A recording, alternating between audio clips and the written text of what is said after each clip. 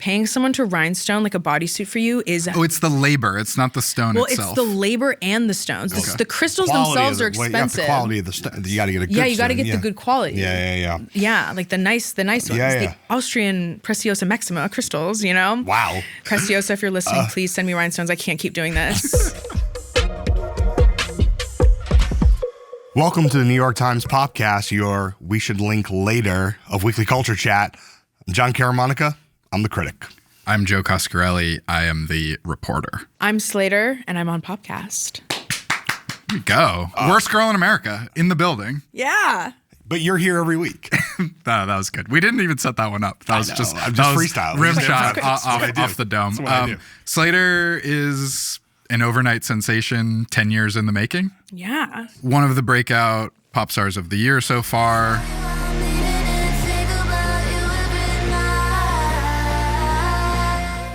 I think we can trace this year back to the sort of 1-2 punch of you releasing this album, Worst Girl in America, performing a breakout set at both weekends of Coachella. You performed on the Jimmy Fallon show. You played your hit Dance. You went all out. Yeah. Costume, choreo.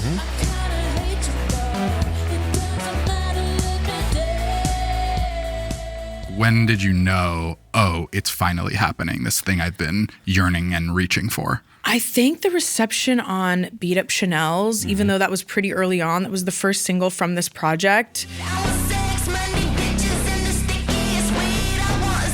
People really loved that right off the bat, and I wasn't really expecting them to like it so much, but I had just signed with records in Colombia a little bit before, so I knew I was able to make kind of like proper videos for this album and wasn't really able to do that on projects previously. But this whole album, like making it like in 2024, before the signing conversations even came into play, I was felt like my career was kind of done. I was like, you know what, this isn't really working. I'm losing money on tours.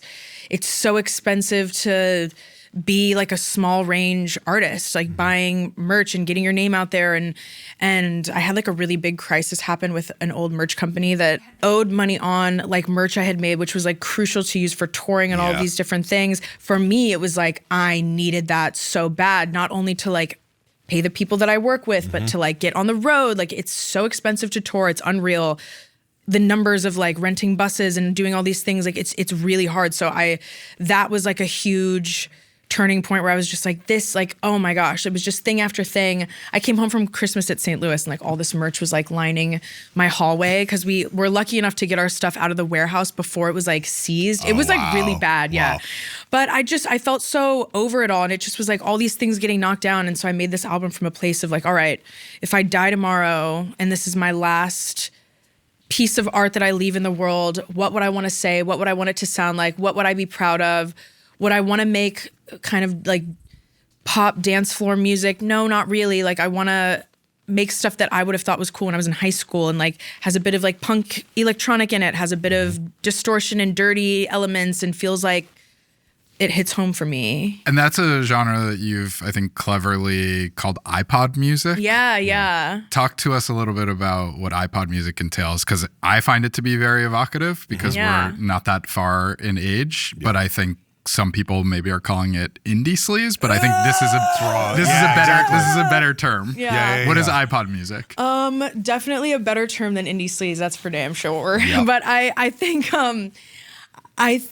it to me, indie sleaze is such a different thing. That feels like a very like micro trend internet resurgence of like early aughts, more than just music. To me, like iPod music is almost a more like eclectic collection of songs that were popular around that time. So it's not just like the cool indie stuff. It's also like, I don't know, having like U2 music on your iPod. Right. That wasn't an option. Forcibly. Well, but not even, no, that's You so proactive, funny. I love U2. Okay. I'm a huge U2 fan. Protect you too. Yeah. Protect you. No, How to Dismantle an Atomic Bomb inspired my album actually a lot. Like everyone at that time too would usually share like iTunes in their household. So it'd be like a little like some Beach Boys stuff from my mom, and then like Lil Wayne from my sister, and then like I would download Just Dance by Lady Gaga, or Hung Up by Madonna would be really big during that time, or songs from Coldplay or MIA or Santa Gold. I just remember discovering music at that age, and it was so click purchase for like $1 on a song, and you would very intentionally put the things that you liked on your iPod. And then if you went to school,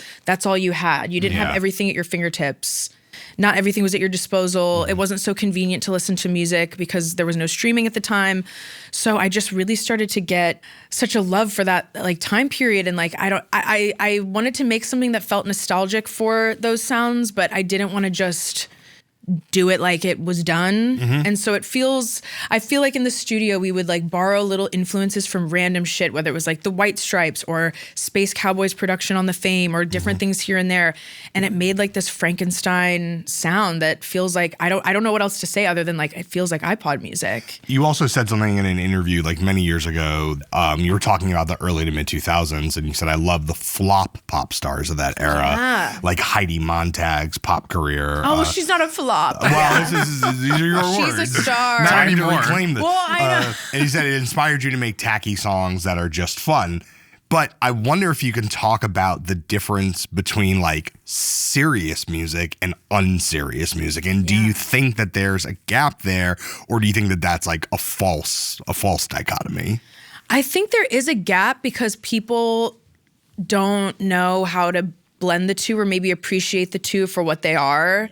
I hate pretentiousness. I really hate pretentiousness with music. I feel like Nadia O is a great example. She is someone who, I think Space Cowboy, who was like a producer on the Fame largely at the beginning of Gaga's career, he produced all of this music for this artist Nadia O, and so she has all these like great songs, but she didn't really like continue with the pop star thing. So if you will, sorry to Nadia O if she's like out there listening somewhere, but a flop pop star, if you will, but you're gonna make people rediscover. Yeah, the oeuvre. Yeah, but the music is so fun and the production is actually so sick because it was Space Cowboy, who he's like disappeared. No one really knows where he is anymore, but I just think that her songs would be like getting high in Amsterdam, like getting crazy because we can't. Music is loud, girls in the window, Amsterdam is for the win, yo. At face value, people would probably listen to that and be like, oh, this isn't like deep and this doesn't really touch on anything important. But I don't know. I think that when you hear that song in like a club setting or when you're like drunk with a friend playing it at an afters, you have like a visceral reaction just like you would anything else. Also, I think one of the things that's interesting is like when in that era specifically, like if Heidi Montag put out a record, if Lindsay Lohan, Paris Hilton, Farrah Abraham, I think about the That's Farrah an insane Abraham. album. Oh my God. Yeah, I think about that. Sick poll. Yeah, but when I think about those albums, what's fascinating is the stakes of those albums are so different than a Lady Gaga album or a Britney or Christina album. And therefore, they're riskier. Weirder things are happening on those albums. And because of that, maybe not every weird thing sticks, but one or two things you're like, damn, no one has done whatever this is, this like production gesture, this vocal effect, so on and so forth. And then those end up being things that influence artists of purpose and seriousness. They say, oh, okay, like that's an influence. Yeah, I think aspiring artists know how to pull from forgotten, lost art, right? Like I think like Dylan Brady of 100 Gex is definitely like pulling from some of this discard pile. Like someone like yourself, like do you feel like that's part of your purpose as an artist to take things that have been disrespected in the past and put a new sheen on them to have them reconsidered? Do you think about it in those terms? Yeah, sometimes. Sometimes it's not so thought out in that way. Like things without me even referencing it directly, things just kind of stick in my body or in my mind almost subconsciously. Yeah. Like things that I grew up listening to, things I loved growing up. But yeah, I think that there's something that's been happening recently. I call it like taste peacocking, and it really makes me annoyed. You know, like the performative, like people will name like niche bands and niche things. And it's great to like those things. There's nothing wrong with having like good taste, but I feel like now people taste peacock so crazy. And like it's okay to be like, oh my God, I love Lindsay Lohan's first album. There was a clip of you recently where you were asked for your Holy Trinity or your top three pop albums. The Fame, Blackout, Britney, and probably Beat It. And some people were like, oh, duh, like these are the obvious ones. And then I think there was some pushback in the conversation that was like, there's no shame in naming three of the great pop albums of the 21st century. I almost sounded off on Twitter, but I was like, let me not today. Just because if someone asks you, what are your three like favorite pop albums? Wouldn't you name like big female culture shifting on the radio pop albums? Like, could you, this is back to the taste peacocking thing. If I sat there and I was like, oh, I love like Little Peach Fuzz and the Two Shoes, and they're fuck off. Like, oh my God. Like, no, it's music that was huge when I was young. Like, to me, that's the Trinity. I don't really like pull from any of those things like so directly. Of course, in ways I do, but like I don't even think my like Worst Girl in America sounds like anything of the sort. But people were being so annoying about those choices, and I was like, if you don't hear a little like Ring the Alarm on like Crank, or you don't hear a little like, those are great. There's like music within those albums that people aren't even thinking of because they just take it at face value. Because they're so big that they almost cease to exist as actual intricate pieces of art. Yeah. This is the thing. I think when you're talking about taste peacocking, a lot of what you're talking about is someone being like, I know so much. I've thought so. I've listened so widely that I've actually landed at this incredibly obscure thing to prove that I've done the work. But they forget that you had to start as a 7-year-old, 9-year-old, 11-year-old. Anyone who says they were listening to Death Grips when they were 12, you're lying. Or if they're not lying, what's your life like? Yeah. Are you okay? Yeah, Do you need help? I don't think it's the right Should we send help? Yeah. Or you probably have like really cool parents, or like someone, like not everyone has that. Sometimes you have to, it's a path of discovery. Yep. Yes. It's a path of discovery that takes a lifetime to kind of discover what you like. And it's okay to not know things. It's okay to not be privy to things that are really popular, or like maybe not popular but cool, or like respected in like certain scenes. Like, it's okay to discover those things and love them. Like what you like. My favorite quote is like early Gaga, like the fame, like when she was just starting to debut, she like had this video, and on her glasses, she had these video glasses, and it said like, pop music will never be lowbrow. And I think to that, when everyone's like, those are your 3 albums, it's like, yes. Yeah. Proudly so. Those are pop albums. Yeah. So take us back. You're talking about this moment. You're really up against the ropes, like bank account low after the merch debacle. But you're starting to make this album. Yeah. And then you're also getting these nibbles of interest. Like, what did you learn from serious music business interest in your career at that transitional moment where you were almost ready to give up? It was nice to have people interested at all. And I think it actually kind of switched my brain around. Like, before the album even came out, I was like, oh, maybe like being 29 isn't a death sentence, and maybe like I can give this another shot. Obviously, I wasn't signing my deal being like, no, this is still going to be my last album, because that's not how that works. But I think it made me think differently just about everything, and differently about what I want and where I want to go. Within like making this project, I feel like I rediscovered my love for making music so much. I can't imagine a day where I would ever not want to make music anymore. I think I was just really depressed and like beaten down by everything, that I was getting into that headspace of like, this is my last album. Like, fuck this, man. I'm going back to St. Louis. But I think having Columbia and records reach out and be so interested, knowing that like I have kind of had a career that has been a bit tepid for a while, and not, like I was like, wow, like they're seeing something. They see that I still sell tickets. I still, sell merch. I still have this hardcore fan base. And I feel like they saw something special in that, and were like, no, like you can like do this, and this isn't like the last. It's not too late. Yeah, it's not too late. Did you have a backup plan? Yeah, Like, were if you it working a hadn't- day job? No. Yeah, like if the nibbles hadn't come, you're in your late 20s, and you're having this existential crisis. Yeah.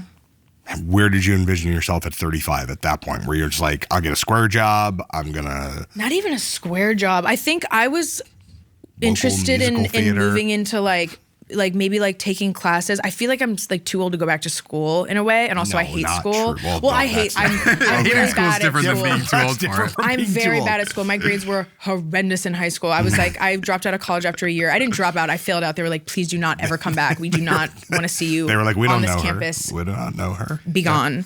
But I thought about maybe going to school or getting into like clothing. I really love clothes. I love making clothes. You made these boots. Oh yeah. Tell us about. I Yeah, think tell this us about was boots. really good. Mud boots. Yeah. I actually made some that I sold on my web store, like handmade, but I'm trying to figure out how to like manufacture them for real.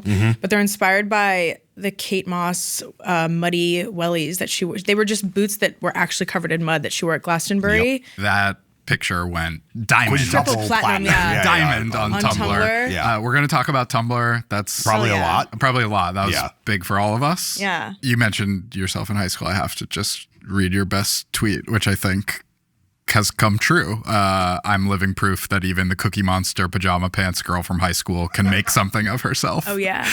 If you don't know what the Cookie Monster pajama pants girl in high school archetype is, you do, or you went to a private school. Yes. Yeah. Certain True. private schools. Can you just expound on that a little bit? What were you like in this moment that you're referring to in this tweet? I switched schools. I went to a Catholic school until 8th grade. And then my family, I kind of went for free, and my family couldn't afford to send me to a private high school. So I switched to public school.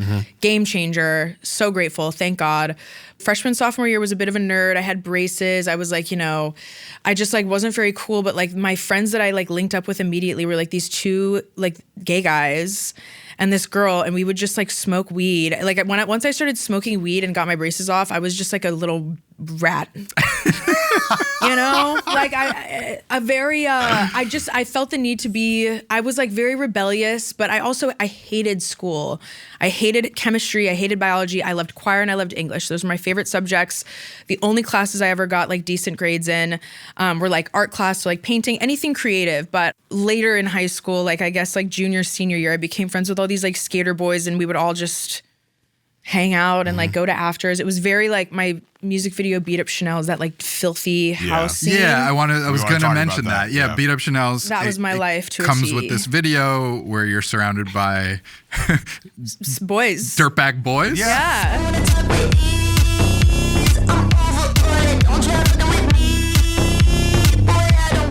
John was like, this is Euphoria-esque. Yeah. That's St. Louis. That truly is St. Louis in a nutshell. I would always have one hot female friend. I wasn't hot in high school or anything. So I'd have one hot female friend who would be fucking one of the skater guys, and we would go and it would just be sitting around. There's people are doing dabs and you want to keep up. So you're yeah, I'll do one. And then you're sitting there in psychosis because you're why did I just do that? Why did I just do that? Everyone hates me. Oh my God. So that was very the high school experience. I mean, your music has a house party energy to it. Yeah. I feel like you're tapping into this idea of youthful rebellion. It's a little bit tongue in cheek. You have silly rapped lyrics sometimes, but also you use the same package to tell deeper stories. I think of a song like Gas Station on this album, which is about your relationship with your father.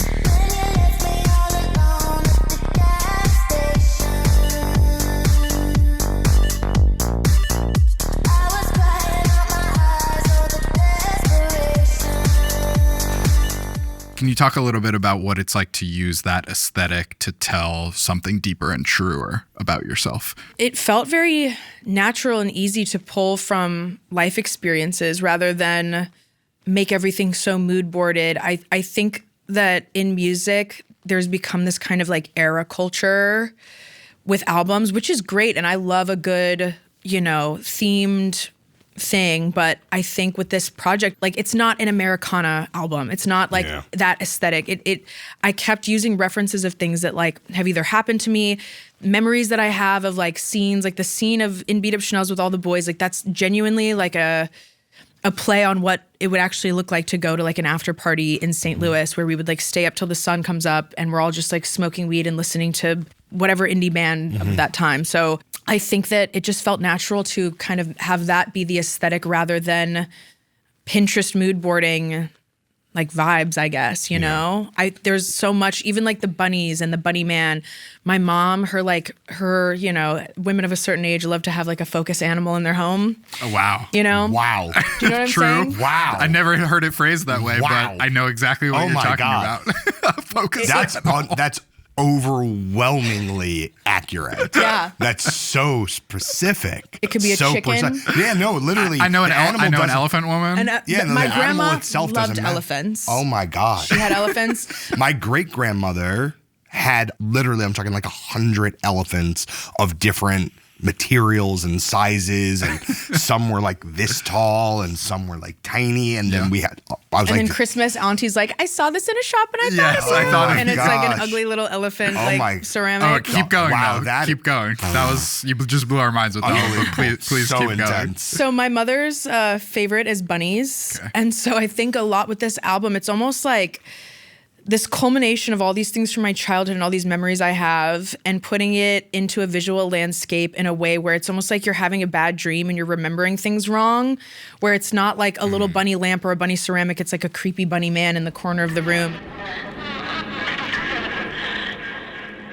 There's a lot of symbolism in all these videos, and I haven't really talked too much about all of it, but it feels like a bad dream and remembering things from your past or your childhood, or even with the dance video, I think it's like the most cliche like form of like a pop video you could have is like the LED floor, full choreo, and like the rain scene. But I wanted to do it in a way where it's like you're like dreaming about these things, you're maybe remembering it a little bit wrong, something's a little off about it all.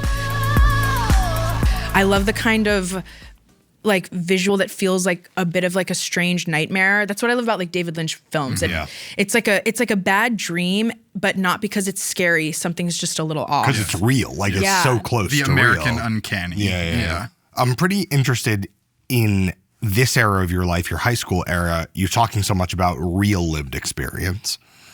I know the internet had to be heavy for you also at the same moment. Oh, yeah. So IRL versus URL at that moment in your life. What are you doing in real life, and then what are you doing online? I was heavily on Tumblr. I feel like in high school, it felt like such a cool thing to curate like a blog or curate visuals. That honestly felt like my introduction to curating visuals and curating like mood boards or it made you a visual thinker. Yeah. And everyone was a creative director. Everyone was creative directing. That's how we met. It's true. John discovered me on Tumblr. Really? Yeah. Were you Tumblr famous? No. He had good taste. I had some hits. Yeah.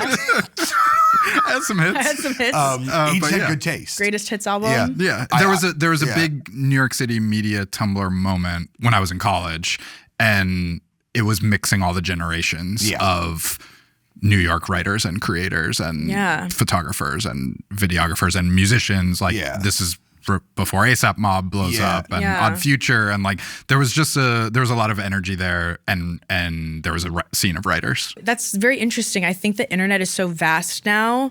You don't really have that anymore. No, you don't have these little community corners. Little pockets of Discord, maybe. Private internet. Yeah, you can find it, but not public internet but stuff. It feels like everyone is also like famous now in a way. In a weird, everyone's famous, so nobody is at the same time. But what were you doing on Tumblr other than reblogging pictures of Kate Moss? I would do like photo shoots with my friends. My friend Jasmine from home just sent me, because like she saw an interview where I was talking about something, and she sent me this like photo shoot that we did in my backyard where like she had on like a Sublime t-shirt and I like styled it, and we all had like ombre hair. Like I remember I had purple hair, and we would stylize imagery. They weren't like great. Like I wasn't a good photographer. Digital obviously. cameras, are we talking? Or no, like I would like borrow a friend's like nice. Honestly, at my high school, film. like we would like borrow. Take we would from like the AV club or whatever. Yeah, we would like take the camera and be like, we're gonna take that home for the day. We'll like give it back tomorrow. And we would like make imagery for Tumblr, so it felt like a creative exercise. So I'd make like GIFs or whatever with like things flashing in them. Like it kind of started my love to create visuals. Do you think in that way you understood Slayyyter, the character, as a visual enterprise before you fully understood what Slayyyter, the character, was as a musical enterprise? Oh, yeah. I mean, I always loved music and wanted to make music, but that's not always an easy thing to do. Yeah. I didn't really understand how to, especially in high school. I would always try, like I would find beats and I would like record over them. I would post like covers on SoundCloud. You know, I didn't know anyone with like a microphone or anything like that. So, but it really would start with the visuals, where I've always been a very like internet, chronically online, visually focused person. Like even before I started making music, I would do these like MacBook photo like sets, and I would put them on Twitter, and I would like curate my outfit. I would do it when I would get home from my job, and it would all be like stylized. And it's such a random, like low hanging, like fruit type of like visual to make, but I would like curate my MacBook webcam photos to like look cool and use a different background. And they would be like kind of themed. And then so when I started making music as Slayyyter, and it took on kind of like this like pink bubbly, like Y2K Britney Spears life. The visuals were such a heavy part, even when they were at their most cheap, like webcam photo version, you know? When you're finding people and you're like, I think we are similar, what were you bonding with them over? A lot of music lovers and people on Tumblr who loved music. I remember on my Tumblr or like even on Twitter, there would be like a lot of like random straight guys that would follow me, probably because they'd be like, oh, like she like posts like hot pictures, blah, blah, blah. But then we would like have these like group chats and we'd talk about music. And sometimes they would show me stuff that I've never heard of or seen before. Like the first time I heard of Death Grips was like a Tumblr friend who was like, oh, this stuff is so crazy. And I was like, whoa, this is really crazy. Like I love this.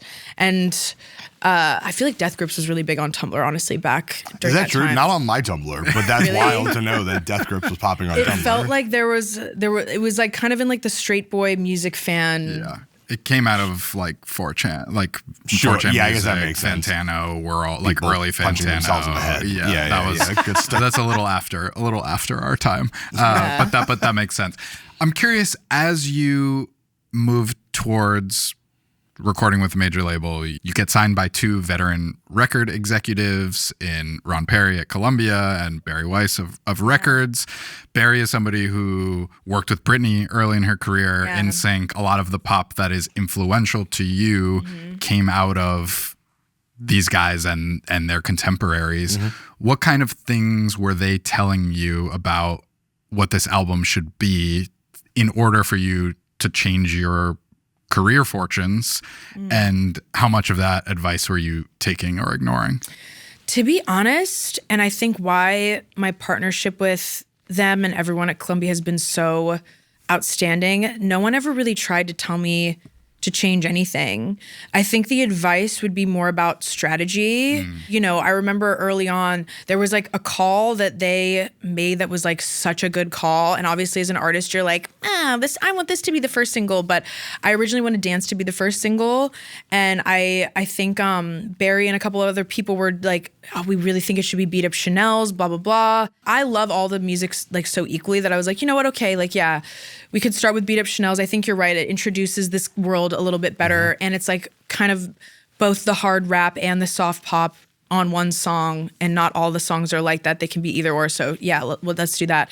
What an amazing call that was. Like, I think they just softened me up to like rethinking strategy. And, you know, I think artists a lot of times, like, you want to be so like, it's only about the art. Like, I don't care about the marketing or like the, like whatever, but it does matter now. Sure. If you have the luxury to like not worry about that or care, then like good for you. But But like, you've been toiling away just doing the music and not even having the opportunity to reach millions of people. Yeah. So I feel like maybe you're more open at this stage of your life and career to the idea that there is business and strategy and that can be valid as well. Is that fair? You're resistant to that? If someone had offered you similar advice on the last album, would you have been much more hostile to that at that time? I think I listened to people a little too much. Oh, the opposite. Like you were a little pliant. As Yeah.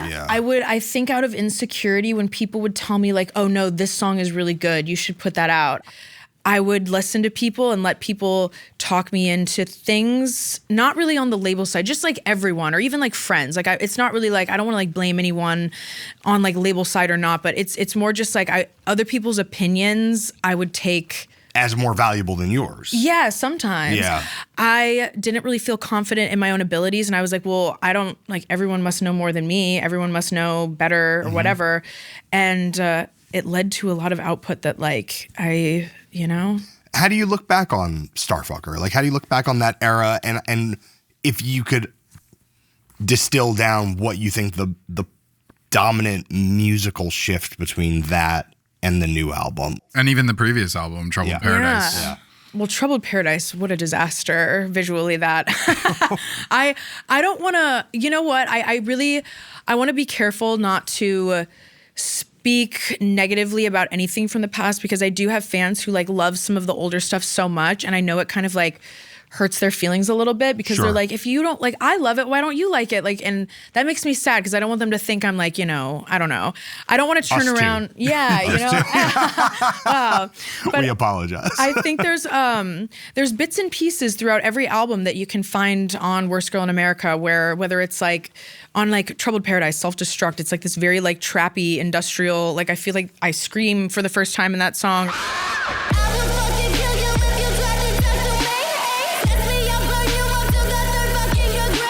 The Slayyyter scream has become a thing. The Slayyyter scream. Whenever you're ready, Yeah. we'll just lower the volume. But I think Starfucker, that era, I really love that album. I think that there were definitely some plays made trying to maybe appeal more commercially or look at what big music on the radio was sounding like and being like, I want to try to fit this box rather than draw a box of my own. And let them come to you. And let them come to me. Because that's a scary thing to do, especially, you know, like I said, like when you don't have a lot going for you and you're kind of struggling, like you want to move in a way where it's like, I don't have a backup plan. I don't have like a rich family, or like I don't have like any hits to my name at all. Like I'm like struggling to pay my rent. Like I need something to click. Click and to do somewhere. So you're going to want to be a little more commercial, a little more palatable. And a lot of the music on Starfucker, there's like songs that I think are so cool still, like Erotic Electronic or like I Love Hollywood. Things are a little more on the nose than I would maybe do now or right now. But it was my first time being very DIY with like directing. Like I directed a couple of the videos with my friend Kate for the first time. So that felt like our first trials of making visuals together, and that all led in like this album could not have come without the trial and error of that. I mean, you opened for Charlie XCX like all the way back in 2019. Like, did you you just remembered? Did you feel like, oh, this is the one? Like, I'm out of here. This is my rocket ship, and you just missed? No, I've never felt that way on like anything, honestly. Okay. Even with every project that maybe in the eyes of the general public would be like considered a flop, I still was steadily growing and like cultivating a fan base. There was never really like a crazy dip down or like fall off. Like Starfucker, I gained a lot of new listeners, a lot of new people. There was never like a moment where I was like, oh, like if I only did this, it would have all worked out. You start to tell yourself that, but I don't know. I don't like to make excuses I'm always just of the nature of like, I'm going to make something better and cooler and better sounding and something that taps more into, I just try to go deeper inside myself every time I make something, you know? Like, obviously we're here talking to you at like truly at a transitional moment in a breakout moment. But if that hadn't have happened, if the ascent had been steady but not spiky, and you were considered a cool cult pop star, you'd be happy. Yeah, I mean, you're not living with this kind of like persistent anxiety in the back of your head of like, I'm trying to do this other thing and it's not hitting. I think that with Starfucker, that is what was like, I think it was like wanting more success than I had too much. That is what harmed everything. You wanted it too badly at that moment. Yeah, and I never dreamed that even the bare minimum of attention on my music at all was possible. When I was like a hair salon receptionist and I got like 4,000 plays on SoundCloud, I was geeked. Like that was the major to me. So it's sad to me how the goalpost will keep shifting if you let it keep shifting. Well, but now you've tasted it. So now I know. Now the pressure's on. Now what's the ceiling? Like how big do you want Slayyyter to be? I don't know. I just want to make things that I like love to making, that I'm proud of. If things go bigger from here, then that's awesome. If everything stays right where it is, that's also great because this is so much more up than it was. So it's the resources that you want creatively. Which come a little easier the more successful you get, of course. Sure. And also there's an added layer of like, it's not even about me or what I want. Like, I don't want to let people down. Like all these incredible people at my label who work so hard, like I want to make them proud. I want to make them feel like everything was worth it, but I also want to keep like the center of all of it to be work that I'm proud of. You know, you get suggestions all the time as an artist where like people want to make the most of a moment or the most of a situation, or they want you to have a big hit or they want you to do this or that. And I'm like, at my age now, like age 29, I'm like very okay with saying no or being really firm and being like, no, I don't want to do it this way. Or if someone gives me pushback of like any kind of like visual, or though this isn't possible for the visual, I find a way to do it myself. I feel very scrappy. Even with like resources and budget, I'm still so hands-on and like making costumes, and me and my friend Kate will like run and go shoot visuals in the middle of the night randomly. No set, no schedule, no like, no, you know, like just truly like on the fly. And I think if this all went away, I would still be like making videos or doing something and like putting just as much effort into it. I feel like a lot of the things that you're referencing, we've talked about, obviously the early to mid 2000s. We talked about like a much more unhinged version. We can go through the Kesha path and talk about what was happening there. I think contemporary pop, especially female-led pop, is in an interesting moment where you have people I would describe as kind of classicists, like an Olivia Rodrigo, I think is kind of a classicist. I think even Chappell in her own way is kind of a classicist. What is a classicist? Like someone like really interested in traditional pop songcraft, structure. I thought you meant like classical music. No, like, really? Although for some young people that might feel like classical music. But then you also, I think, have like really interesting, more dynamic, path-breaking things happening at the same time. And I wonder, when you look at this peer group, because I do think there's a peer group emerging. I'm not saying you're looking at it as competition, but you see the playing field. You see what works and what doesn't work. How do you think about that, especially when you look at kind of what else is out there? Well, I think what works for people is like what is true to them and like true to their story. And I feel like what I have been doing with this project has been resonating because it is so true to me, and it is like natural for my voice to scream or do certain things, or the way that I sing all over this album. There's so many different styles and like accents, and like there's like moments where I'm like really like low register, low singing, and then there's kind of like Missouri tweaker twang where I'm like crank it, you know what I mean? There's so many different things where it's like I want to keep I always want to keep it eccentric or just keep it myself, but you kind of see it time and time again where like when things feel so like copy paste commercial, an audience starts to draw away because it doesn't feel like what they fell in love with an artist over. And that's why things that have like a bit more edge or a bit like things that feel a bit different to it do so well. The pop songwriters who are writing the most number one hits, I think even they are bringing a little more edge in the last couple of years. Was there ever a push to get you in the studio with Amy Allen or, you know, these hit makers who are, I think, good at honing people's individuality, but also have their songs across 10 different people who are all over the radio? Like, were people trying to put you in those rooms? Yeah, I did a session with Amy Allen. She's wonderful, wonderful, wonderful. I feel like I write in such a specific way that it's sometimes hard. Like this whole album, I didn't really work with any songwriters, and I've tried to be like more open with it, but it is hard for me. I feel like I'm like a backseat driver with things a lot, and just like I don't know, like my language, like I don't think anyone could like write crank but me in a way. But also like I have so much respect for, like, to me, like I think like Sabrina Carpenter's project is so cool to me because it is like it's so pop star, but it's just different from what I feel like it's bespoke I've seen. pop. It's idiosyncratic. And it's so theatrical and it's so fun to watch. And the songs, like, oh my gosh, she has a major range where it's not just like, it doesn't have to be just like cheeky sexual music, but it can be, and that's fun, but it can be all these different things. I think she's like one of my favorite pop stars right now. I could do like a TED Talk on why like she's not just like your typical, like she does it in a different way. But it still feels fresh, but it is like, you know, like Espresso is like one of the best songs I've ever heard in my life. You know what I mean? It's like a perfect pop song, but there's something about it that still feels different from the kind of like formula that has been in place for like the past couple of years in a way. Do you feel in part that's because when you get initial attention on the internet, you're getting attention long before a record label finds you, long before a manager finds you, and then you think, okay, I'm going to stand on this. Like, people liked me because I was this way. And that makes it harder later on to become something totally different, because if a manager or a record label comes to you and says, maybe don't use the Missouri tweaker slang. And you're just like, but actually, that's the only reason you're talking to me in the first place is because I was this person.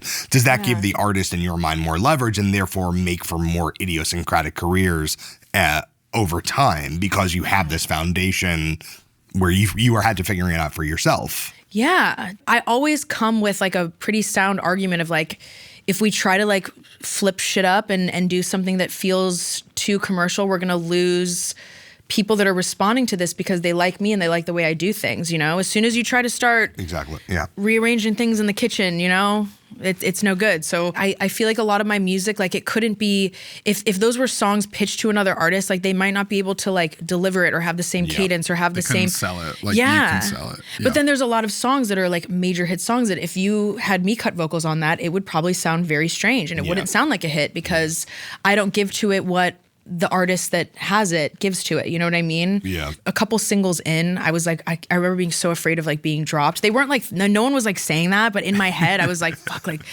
I was like kind of looking at the numbers and I was like, nothing's really like, because it took a sec. Like, I did a whole rollout, and I think the album coming out as a whole, that's when things really started to, told the story, when they could see the entire vision, and then they could see you perform that vision, especially, and win people over. I think that's why we've seen in the last couple of years, like Coachella be this launching place for when there's a lot of disparate fan energy and anticipation and curiosity, and then a stage like that, especially with the live stream now, can really bring everyone together, and it just explodes. Yeah, like, did you know the Coachella thing was happening as it was happening? Like, were you on stage? Because the thing about Coachella that I imagine must be frustrating for an artist, especially if you're not the end of the day headliner. You know, if you're playing in the middle of the day or in the evening, you kind of don't know. You're like, maybe 70% full, 30% full, did this work? 200% full. Yeah, you just kind of don't know, because people are buying tickets for the festival. They're not necessarily buying tickets to come see any one person. I mean, I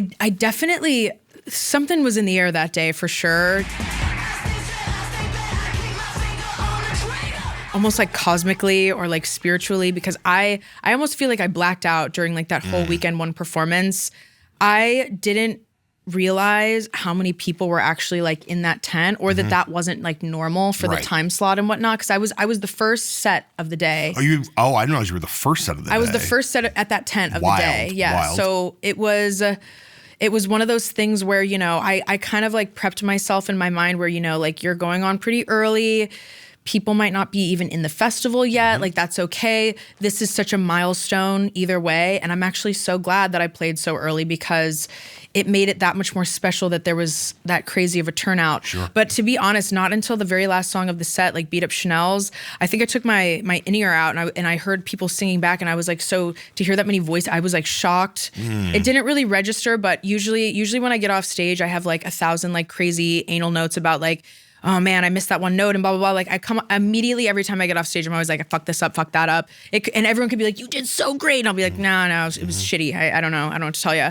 But this was the first time I like walked off stage, and I just like, my friend Anna, who also like was tour managing me that day, I like collapsed into her arms, and I just was sobbing, and I was just like, we did it. Like, you felt it. Yeah, you know, I was crying like, oh my gosh, all after. I was like in the car. Me and my friend Kate have been kind of filming, just like behind the scenes stuff here and there. We're trying to like document like everything right now as things are happening. And she has this video of me, and I'm like sobbing. And I'm like, I thought it was over for me like a year or so ago. I can't believe this. I love you guys. Just because my whole team, I've been with all these people for so long, and it's not just about me. It was like a win for all of us, you know? I want to talk a little bit about the versatility of your sound and how many sort of different spaces it can feel adjacent to. I think you're probably the only person on the planet who has collaborated with both Pussy Riot and Aisha Erotica. You always will be my girl, trying to pull us into the real world, but I think we'd rather stay in VR. Aisha Erotica, an artist that we don't talk about enough, candidly. Oh, absolutely, like truly one of the great unheralded or little less heralded musicians in the late 2010s. Like, just so important. You collaborated with her very early on in your career. Tell me a little bit about what is it about what you're doing that makes it compatible with a wide range of potential collaborators and actual collaborators. I think my own musical output feels very like a squashing of so many different things that I feel like it can lend itself to different things in different styles. I did have this thought watching your performance on Fallon where I was thinking, oh, if I was a kid and I saw this, and it's pretty pure pop, that performance, right? Yeah. It's very Britney. Yeah, like you were saying, like on purpose. And if I then went and from when I was a kid, bought a Slayyyter CD and I put it on and I heard Crank or Beat Up Chanel's or something else, I was like, oh, I wonder if someone who discovers Slayyyter through this performance would be disappointed. And then I was like, no, you're thinking like an old person. I was like, imagine being that kid and buying something because of the single and then pressing play and having your mind blown and learning about all this other stuff. So I think hopefully, I would imagine your pure pop stuff is a little bit of like a gateway drug for people to learn about more abrasive or less commercial music. Is that true to you? Yeah. Is that absolutely. why you chose to do that song on Fallon as opposed to Beat Up Chanel's? Or Well, I think that it's having a bit of like a moment on TikTok. Madison Beer did the dance, right? Yeah. Kyle MacLachlan did the dance. Yeah. You mentioned David Lynch. It's like oh my God. Yeah, I like that actually really was like so crazy because like Blue Velvet is one of my favorite movies ever of all time. And I love him. I love everything he posts on social media. He's such a G. I like love him, but yeah. He's really going hard. Yeah. Like, he is he just is he loves cashing music. a lot of label checks or is he just love music? I think he just loves music. I need the I would like to see investigation. your P&Ls for your I think dance he's for your tapped TikTok. in. You think I think he's tapped in. Or yeah. his social media manager stepped in at least. I think he just loves stuff. Love of the game. Love of the game. Love of the game. We alluded along the way to some of your forebears. You know, obviously there's Britney, but Kesha, who you toured with. Yeah, I love Kesha. Like these women who are a generation or two removed from you in the pop star lineage, but have been through similar paths of, you know, I'm indie, I'm pop, I'm major label, I'm underground, I'm a queer favorite on the internet versus I'm a mainstream star. Like, have you spoken to either of them or someone else on that path specifically about this moment that you're in now? Not really. I always feel like I'm like bothering people. But it's funny. I've been chatting with like Courtney Love a lot. She's been offering me a lot of advice about things, and great. she's so cool. I loved Hole. Still love Hole. But like when I was in high school, I wrote like my senior like English paper. The only thing I've ever gotten a good grade on was about Courtney Love and like rebelling in the music industry and Hole and everything with that. So I think kind of full circle and crazy. But How did you guys get connected? Yeah. She posted something with my Coachella set on Instagram, and I was like, oh my God. And I DM'd her, and she was so friendly and nice, and just like, I gave her my number, and she's just she's like the fucking coolest.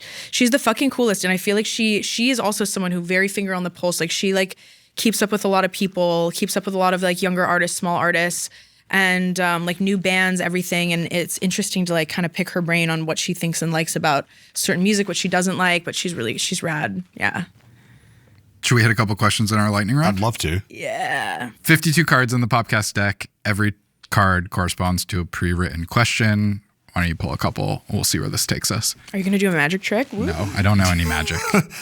This entire show is a magic In your trick. heart. Yeah. What do you got? The Queen of Spades. What do you do on a long flight? I actually have like written songs on planes. Like if I have like an instrumental that's like missing a verse, I'll like write music. Like Notes app style or Notes like app style. Yeah. Be listening to Headphones the demo and Yeah. I like to like get creative stuff done on flights because like it is like a nice time that like you don't have to really do anything and like you have time. So sometimes I'll get together like a video treatment. I've like done a lot of work. I do a lot of work on planes of just like video stuff or writing. If you don't have any work to get done, you're going to fire up a TV show or a movie. Are you going to watch something you've seen before? Are you going to go comfort or are you going to try to catch up on stuff? Something I've seen before. Yeah. Something I've seen before but haven't seen in a long time. That's always a fun watch for a flight because you're like, oh, I forgot about this, you know? Anything good recently you've watched on a plane? I haven't watched a movie on a flight in a really long time. Too busy. Last movie, you know, it's funny. I always talk about this being like my favorite movie ever. Last movie I watched on a flight was Uptown Girls. Brittany Murphy. Yep. Yeah. The closing track of your album. Yep. Yeah. Why that movie? What about it Oh my gosh. connects with you? It was my comfort movie when I was a little girl, and I think when you become an adult and rewatch it, it takes on a new meaning. But it seems from the surface like it would be some kind of like just early 2000s rom-com, but it is such a sad movie about growing up or like losing a parent or like not having a parent, feeling like you're kind of like an adult child that like can't figure it out. And it's such a beautiful movie. And it makes everyone I show it to that hasn't seen it, I'm like, they like always cry. It's great. Pull another card. Seven of Diamonds. What's your go-to YouTube video to show someone? I love like Outdoor Boys. Do you guys know what that is? Oh yeah. What's tell, Outdoor Tell the Boys? people about Outdoor Boys. So there's this guy and he like builds igloos and like camps, and it's like a really awesome watch. It's a good thing to fall asleep to. But Outdoor Boys. he'll like make bread and like he'll like fish and then like make the fish. And he just like films himself and he'll like go to all different It's just places. one guy? it's one guy. Sometimes he'll have like other people involved with the camping. We're going to do some research. Yeah, we're going to do this up. All right, pull 2 more cards. We'll see if we can get something to really upset you. Damn. Okay. Wait, the queen is... Queen of Diamonds, King of Hearts. I'll ask them in a robust order. I feel like you're just going to like make one up and like... No. I mean, I could we just always give follow you the the... rules. We always follow the rules. Rule followers. We do follow the rules. Queen of Diamonds. Okay, you asked for it. All right.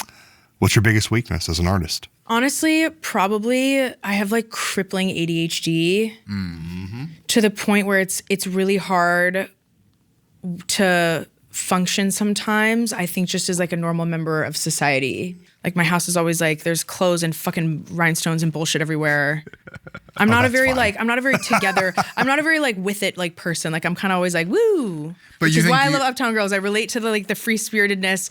I'm just kind of like, I take it a day at a time and I'm just like I'm living it, I'm vibing. But you think your art might be better or your career might be better if you could tighten some of that up? Career, yes. Art, no. Okay. What can make your art better? Digging a little deeper on the next go around. I think this was a very personal album, but I think I can push it a little further. I think pushing everything a little further. It's not even about like improving art. I think it's just for my next go around. I just want to attack things through a different lens or like in a different way. Or even like expanding on the sounds that I've made and just exploring things that are different. Mm-hmm. You've been teasing a little bit from the studio. It seems like you're making companion pieces to your existing songs. Do you want to talk a little bit about what's next?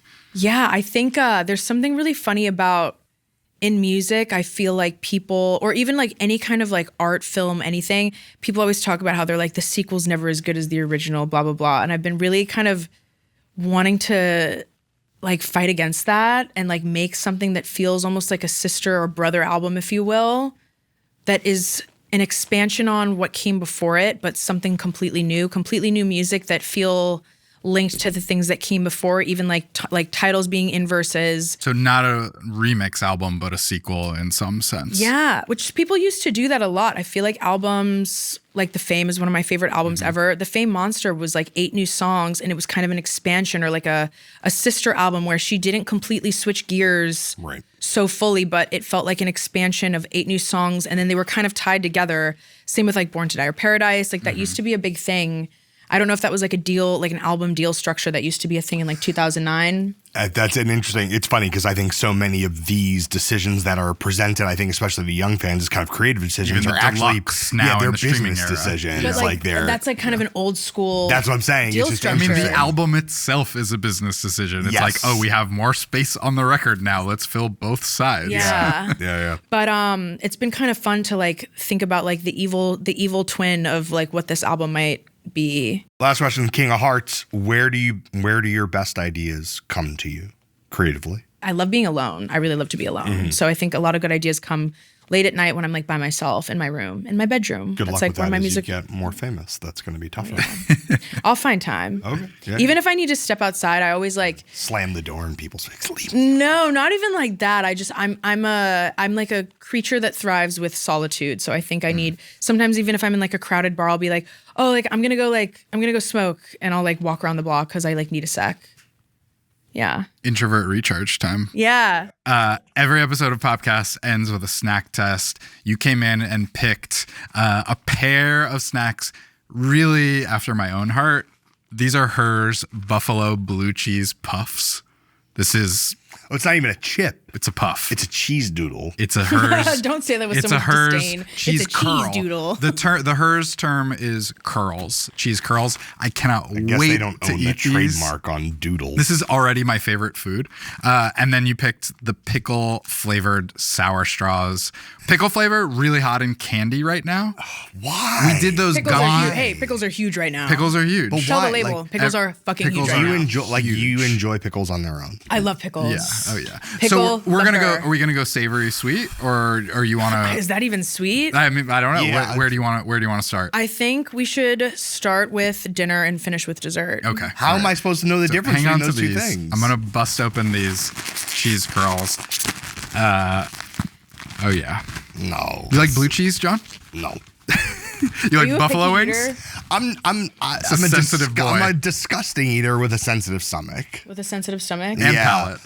And apparently every guest that we have loves those flavor profiles. Oh, you're not supposed to eat it? Oh, no, go Go nuts. in. Do whatever you you want like. another one? Oh, that's lovely. You want to have more? No, I'm okay. Those are great, though. Not that lovely, apparently. Oh, All right. so good. Buffalo. I can't believe I brought these in. I should have just kept them for myself. Oh my God, they're I can't believe I'm gonna rancid. share. They're literally so rancid. good. They're so good. They're so good. Don't be too good for the cheese doodle. They're good. They're great. So the blue cheese That's hits greatness. first, right? I don't taste any blue cheese. Really? I taste the cheese Let me try one more, first actually. and then the buffalo at the end. Oh man. That's a perfect snack. Do you not like junk food? No, literally, I live for junk food. You Just you isn't happen doing to it? pick like. That's why we do regular this on the food? show, because we both love junk food, but John just You have a limit. has a limit. It tastes like. Sky's the limit for me. I'll eat like respectfully, it anything. tastes like an Applebee's. Yeah, Applebee's. Yeah, I Sorry. would love complimentary. Would love to go to Yeah. Applebee's. Wait, you were telling us about a St. Louis specific snack. Red Hot Riplets. What is that? It is a spicy barbecue chip, and it's like a St. Louis snack. There's a lot of like St. Louis little foods and things that are really great. Okay. Will you mail us one? Yeah, we need. Yeah, I will. I We will. need somebody. Oh my Somebody God. from St. Louis. If there's anyone listening from St. Louis, send us Red Hot Riplets, and we'll eat them with a future guest. They're really great. There's this bar I'm in gonna St. Louis that crush crushes that them on bag. macaroni and cheese. Oh wow. And it's yeah. What is Speaking it? of Sorry? crushing, I'm gonna crush this entire bag as soon as this taping is All right, over. I'm gonna be. All right, so You're coming around. I'm struggling here But because you're coming around. like my gut reaction to this is highly negative, and yet I'm just like, I could house this. Yeah. Come on. So yes, that's the answer. Those Let's are get great. those sour straws going. I need wanna do another the honors? another mix. John, you love buffalo. Don't tell You anyone. love blue cheese. Those Don't are tell my amazing. Italian American family. Jeez. All right, we're going pickle. We're going pickle now. The pickle. Why are there two different ones? Yeah, the pickle sour straws have both a yellow and a green variety. Yeah. What's the difference? I don't know. I guess we'll find out. Are you a sour straws person in general? I do. I Okay, like this is that. among my favorites. It's in my top 5 for sure. I'm sour not a straws. huge candy eater in general. We should take all right. One of each. Strong pickle smell. Oh yeah. Oh Christ. Oh wow. Oh wow. Which one did you eat first? I ate them both together. No, you don't want to differentiate. Nope. Lawless. I have something Lawless. wrong with me because this is good. Like to So me. good. I'm not a picky eater at all. I like it. Wait, but literally, what's the difference between the two? I'll start with one. It's just the branding that's turning you off. Because if this was like an artisanal candy and they were like, it's a dill flavored sour. Oh, the pickle hits right at the end on that one. Oh my God. It almost has like a black licorice vibe at the end. Interesting. I don't know if I'm rocking with No. this. One thing about sour straws, you just never know how stale they're going to be. That's a law of New York City bodegas. Is like you might just get the stale sour straws, but it's like, to me, it's a feature, not a bug. Yeah. It's a little bit. It's like Russian roulette with your sour straws. These are crispy, I would say. Yeah. They're like very hard to chew. The yellow's exactly the same Yeah, too. I think they're the same, but I think it's delicious. Is my resolve weakening in my old You're age? coming around to all these You snacks. like it? Kind of like it. You're Like, just picky. You're not. It's not that you don't like this stuff. You're just picky Do you not like pickles? in your brain. no, I don't like pickles. Not See, in your that's palate. the sign of a picky eater. If you don't like blue cheese or pickles, you're picky. What about mustard? I've come around to mustard. There we go. You didn't Yeah. like mustard though? No, as a kid, no, not at all. But I now can tolerate it. This is, you know what it is? The violence of the pickle aftertaste, like the late violence in this. The sourness is so loud up front Yeah. that it kind of mitigates the violence Yeah. of the pickleness. And in general, you have warmed me up to sour treats. I didn't really eat You're sour welcome. gummies. Yeah. Yeah, okay. I wouldn't choose this, Sure. but I'm not mad at it. Sure. Okay. Let's have some ratings out of 10. Yeah. First, the cheese curls. 10 out of 10. 10 out of 10. 10 out of 10. on 11 this out of list. 10. Yeah. Guys, okay. Chill. That might be a new fave. Jesus. That might be a new New fave. fave for sure. Would order in bulk. Yeah. Yeah. Oh, fine. It's a 7. Let's have some restraint here. Okay. And the pickle sour straws. I would give that like a 4.5. Wow. Oh, you're low. Wow. You're low. Okay. Maybe a 5. I wouldn't revisit that. It's a little unnecessary. Yeah. It's more of a gimmick lot than it is unnecessary. an actual flavor, but I'm still going like 6.97. You know, it's like it's right on the border of. We're freaking excellence. 2 decimal places now. That's a first. We've never had 2 decimal places. I meant 6.9 or 7, not 6.9. Like an album review, you're like giving yeah, it a you point. pitchforked it.